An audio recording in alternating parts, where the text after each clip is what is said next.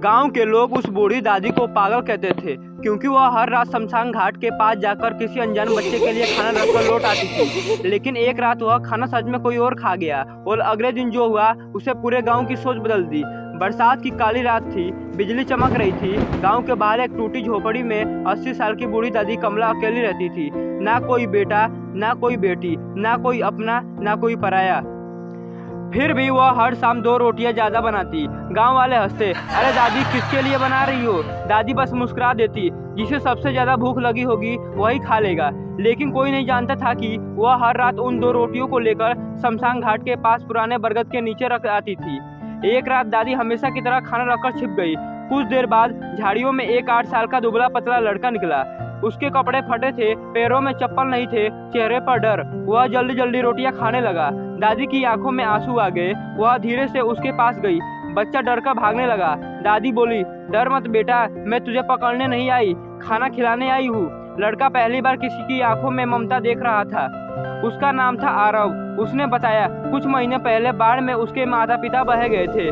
रिश्तेदारों ने घर से निकाल दिया। तब से वह शमशान के पास जाकर छिपकर खाना खाता था। दादी उसे अपनी झोपड़ी में ले आई। पहली बार किसी ने उसे गर्म दूध दिया। पहली बार किसी ने उसके सिर पर हाथ रखा और पहली बार किसी ने कहा, आज से तू अकेला नहीं है। लेकिन गांव वालों को यह बात पसंद नहीं आई। उन्होंने पंचायती बुलाया। कौन है यह लड़का? कहीं चोर तो नहीं?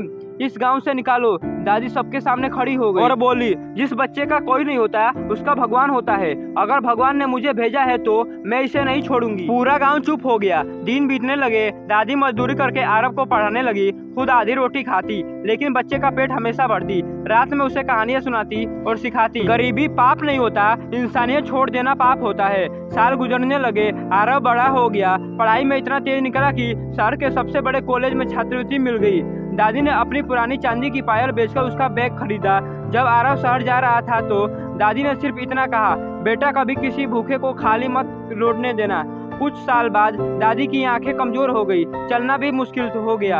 एक दिन वह झोपड़ी में अकेले बैठी थी। तभी गांव में 20 गाड़ियां का काफिला आया। सब लोग हैरान रह गए। एक बड़ा अधिकारी उतरा। वह दौड़कर दादी के पैरों में गिर पड़ा। वह आरव था। अब वह एक बड़ा डॉक्टर बन चुका था। लेकिन असली चौंकाने वाली बात अभी बाकी थी। उसने पूरा गाँव के सामने कहा, आज से यहाँ कोई अनाथ बच्चा का सड़क पर नहीं घूमेगा। मैं अपनी दादी के नाम पर कमला आश्रम बनाऊंगा, जहाँ हर बच्चे का घर, खाना और पढ़ाई मिलेगी। पूरा गांव रो पड़ा। उद्घाटन के दिन दादी ने वही पुरानी थाली उठाई, उसमें 2 रोटियां रखी और बोली, आज भी ये 2 रोटियां उसी बच्चे के लिए है जिसे दुनिया ने ठुकरा दिया था। इस बार आश्रम के दर्जनों बच्चे दादी के पास दौड़कर लिपट गए। दादी की आंखों से आंसू बहने लगे। तो दोस्तों, हमें दादी और अनाथ बच्चे की कहानी यही खत्म होती है। इस कहानी से हमें यह सीख मिलता है कि खून का रिश्ता सबसे बड़ा नहीं होता, भूखे को खाना और अकेले को अपनापन देने वाला रिश्ता सबसे बड़ा होता है।